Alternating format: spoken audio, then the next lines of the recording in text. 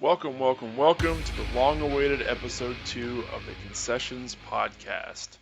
Riding solo this evening, and this week I'm talking about life. Not the life where we're all brave souls moving forward in the face of a monkey with nuke codes. No, not that life. I mean the recent sci-fi horror movie directed by Daniel Espinoza and starring Jake Gyllenhaal, Rebecca Ferguson, and Ryan Reynolds. I have a nice white Russian dwindling away here, and I hope all of you have some form of libation to cheers me with out there. Let me just start out by saying I love this movie. I caught it recently as part of a doubleheader theater binge after watching the equally great Wolverine feature Logan. But I've got to say I like this movie more than Logan, but they're very different experiences. I'm a sucker for space horror, admittedly, and I've sat through movies like Jason X, Pandorum, and the Doom movie, and I found enjoyable elements to all of them, as garbage as they were. So for that reason I may be a bit biased, but I don't care. When I saw Alien as a preteen, I fell in love with it. The calculated gore mixed with the edge of your seat tension and creature design really stuck with me. I've always been interested in that shock value that a movie can give you, and Alien was obviously no exception. However, I will ask that all of you please do yourselves and other moviegoers a favor and stop comparing every space horror movie to Alien. You're doing the film a disservice, you're doing the fans a disservice, and most importantly, you're doing the base movie you compare it to a disservice, Alien. If you continue to hold movies like this on this godlike pedestal, then you're never going to be impressed again. And sorry to be a truth bomb.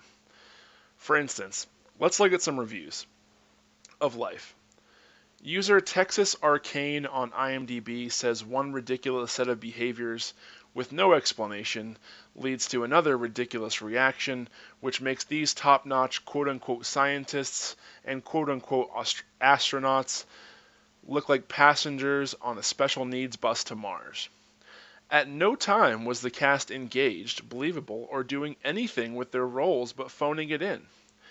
He goes on to say that he's watched a dozen super low-budget films with abysmal production values, and what they all had in common was that not one of them was as lousy or as disappointing as this latest car accident and a series of big blunders by Hollyweird.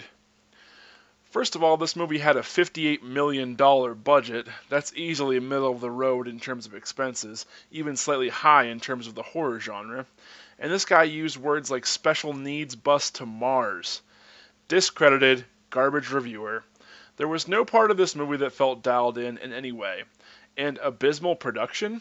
The extraterrestrial symbiote they discover has one of the most original designs I've seen in recent years, potentially even rivaling H.R. Geiger's designs in the original Alien.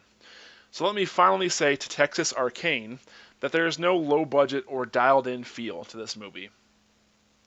User Samvid Sharma writes, "How can anyone ruin an Alien movie in space this day? This is in my lifetime 5 worst movies I've ever watched. Fake NASA would be ashamed by how the astronauts responded to literally every action. I mean, you find alien life and you're like the coolest scientist that mankind can produce, and the first thing you do with it is try and play with it like it's a puppy? Jeebus!" Again, here's somebody comparing fictional films in space to what NASA would think.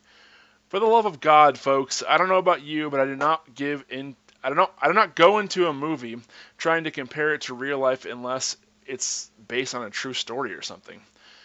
Where does this award-winning scientist get off writing this review? Doesn't he have something else to do with his time that he's been granted with all this endless grant money to travel the galaxy? I mean, come on. I'm just going to stop there. Listen, if you like enjoyable horror movies that may cause you to suspend your disbelief for 90 minutes, then I'll be honest with you.